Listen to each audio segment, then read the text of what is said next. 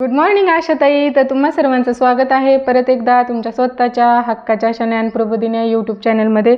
तर मैत्रिणींनो, गेले काही दिवसांपासून आपण HMPV या व्हायरसविषयी ऐकत आहोत. म्हणजे न्यूजपेपर असतील, टी व्हीवरती असेल किंवा आपले जे काही व्हॉट्सअप ग्रुप वगैरे असतील त्यावरती आपण HMPV या व्हायरसविषयक व्हिडिओ वगैरे पाहत आहोत किंवा न्यूज देखील ऐकत आहोत. परंतु प्रत्यक्षात मात्र आपण आशा स्वयंसेविका या नात्याने या व्हायरसविषयी म्हणजे काय काम केलं पाहिजे किंवा काय उपाययोजना केल्या पाहिजेत किंवा HMPV या व्हायरसचं जे काही आता चालू आहे तर त्यासाठी एक आशा स्वयंसेविका म्हणून आपण आपल्या भागात सर्वे वगैरे करताना कुठल्या प्रकारची माहिती वगैरे लोकांपर्यंत पोहोचवली पाहिजे याबद्दलचा हा व्हिडिओ असणार आहे. त्यामुळे व्हिडिओ शेवटपर्यंत बघा. व्हिडिओ अतिशय महत्त्वाचा आहे. व्हिडिओतील माहिती ही खूपच महत्त्वाची आहे. तर बघा, जरा हे वेळ न घालवता आता डायरेक्ट आपण हे करूया, व्हिडिओला चालू करूया. तर बघा, HMPV व्हायरसविषयी आशा स्वयंसेविकांसाठी माहिती. तर HMPV हा व्हायरसबाबत आपण जागरूक राहणं गरजेचं आहे.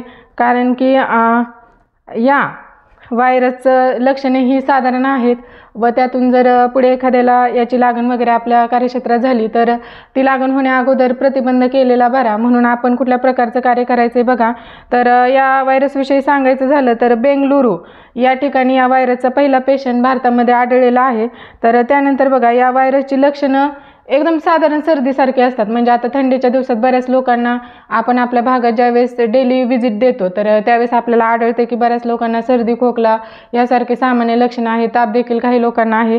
तर या व्हायरसची लक्षणं देखील ही कॉमन कफ अँड कोल्ड सारखी आहेत आणि फिवर सारखी आहेत. तर बघा, नेमकं हा पसरतो कसा, तर हवेच्या माध्यमातून हा रोग पसरत आहे. म्हणजे हा संसर्गजन्य रोग आहे. त्यामुळे बघा, तर याची लक्षणं काय आहेत, तर श्वास घेणे किंवा रुग्णाच्या जवळ गेल्याने तो पसरण्याची शक्यता आहे. म्हणजे हा संसर्गजन्य रोग आहे. त्यामुळे श्वास घेण्याने किंवा आपण जर म्हणजे ज्याला HMPV हा व्हायरस म्हणजे हा रोग वगैरे झालेला असेल तर त्या व्यक्तीच्या जर आपण संपर्कात गेलो तर आपल्याला हा रोग होण्याची शक्यता आहे. तर HMPV विषाणू हा लहान मुलं, वृद्ध व्यक्ती आणि ज्याची रोगप्रतिकारक शक्ती म्हणजे इम्युनिटी ज्याची कमी आहे किंवा म्हणजे मी अगोदर सांगितल्याप्रमाणे लहान मुलं असतील किंवा वृद्ध व्यक्ती असतील की ज्यांच्या आणि कुठलाही वयोगट असो ज्यांची इम्युनिटी म्हणजे रोगप्रतिकारक शक्ती ज्याची कमी आहे त्याला देखील हा रोग होऊ शकतो. तर याची HMPV या विषाणूविषयी माहिती आणि उपाययोजना कशा प्रकारच्या आहेत तर बघा, कॉमन लक्षणं काय आहेत तर काय होत आहे तर सर्दी, ताप, खोकला, थकवा, दम लागणे आणि घसा खवखवणे यांसारखी सामान्य लक्षणे की आता सध्याला थंडीमुळे देखील अशा प्रकारचे सामान्य लक्षणे लोकांमध्ये आढळत आहेत. परंतु आपण आशा स्वयंसेविका म्हणून हा रुग्ण ओळखायचा कसा, तर बघा, जर एखाद्या व्यक्तीला सांगितलेली लक्षणे म्हणजे सर्दी, खोकला, ताप, घसा खवखवणे, दम लागणे यांसारखे जे काही आजार आहेत ते जर जास्त वेळ जर ही लक्षणे त्यांना म्हणजे दीर्घकाळापासून जर ही लक्षणे त्यांच्यामध्ये आढळत असतील तर आपण त्यांना त्वरित डॉक्टरांचा सल्ला घ्यायला एक आशा स्वयंसेविका म्हणून सांगायचं आहे. त्यानंतर बघा, श्वसनाचा त्रास जास्त असल्यास ऑक्सिजनची पातळी आपण त्यांची जे काही आपल्याकडे ऑक्सिमीटर आहे तर त्याने आपण त्यांची ऑक्सिजनची पातळी चेक करू शकतो. आणि या रोगापासून काळजी कशी घ्यायची हा देखील महत्त्वाचा टॉपिक आहे की जो मी आज तुम्हाला डिस्कस करून सांगत आहे. तर काय करायचे बघा, हात स्वच्छ धुवायचा आहे, मास्कचा वापर करायचा आहे आणि गर्दीची ठिकाणं आहेत म्हणजे बस स्टॉप असेल, रेल्वे स्टेशन असेल किंवा शाळा, कॉलेजेस वगैरे म्हणजे एकदम जास्त गर्दीच्या ठिकाणी विनाकारण वगैरे आपण काही जायचं नाही. आणि रुग्ण म्हणजे समजा एखादा आपल्या भागामध्ये HMPVचा रुग्ण वगैरे आढळला तर त्याला आपण काय करायचं आहे, वेगळं ठेवायचं आहे थोड्या दिवस प्रिकॉशनसाठी. तर बघा, आणि सर्वांना एक महत्त्वाचा संदेश आहे, आशाताईंना देखील महत्त्वाचा संदेश आहे.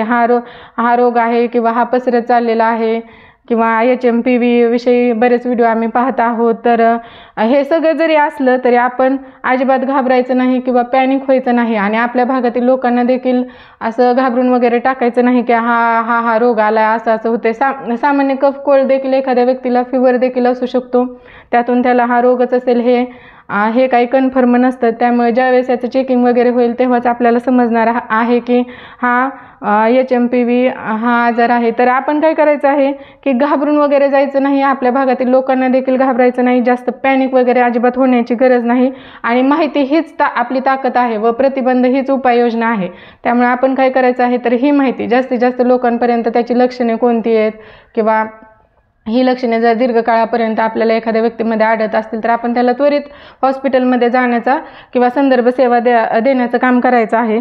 तर आपण एक आशा स्वयंसेविका आहात म्हणून आपण आपल्या भागात जागरूकता निर्माण करण्यासाठी या माहितीचा उपयोग करायचा आहे. म्हणजे त्याची लक्षणे वगैरे आपण आपल्या भागातील लोकांना सांगायचे आहे की बाबा अशा प्रकारची लक्षणे जर आली तर तुमच्यामध्ये आढळली किंवा शेजारी घरात जर आढळली तर तुम्ही हे आमच्यापर्यंत पोहोचवा. तर आणि शक्य तितक्या लवकर ही माहिती देखील आपल्या लोकांपर्यंत पोहोचवायची आहे. आणि समजा आपले काही प्रश्न असतील, एक आशाताई म्हणून आपले जर काही या HMPV आजाराबद्दल प्रश्न असतील तर ते आपण आपले जे काही स्थानिक आरोग्य केंद्र असेल म्हणजे आपलं सब सेंटर असेल, PSC असेल, SDH असेल तर या ठिकाणी आपण ते या केंद्राशी संपर्क साधायचा आहे. आणि शासनाने ज्या काही या आजाराबद्दल आपल्याला गाईडलाईन दिलेलं आहे त्याचं देखील आपण पालन करायचं आहे.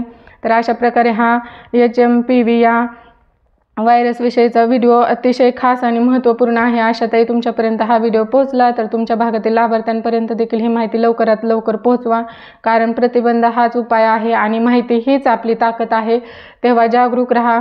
धन्यवाद. व्हिडिओ आवडल्यास व्हिडिओला लाईक, शेअर आणि चॅनलला सबस्क्राईब करायला विसरू नका. थँक्यू.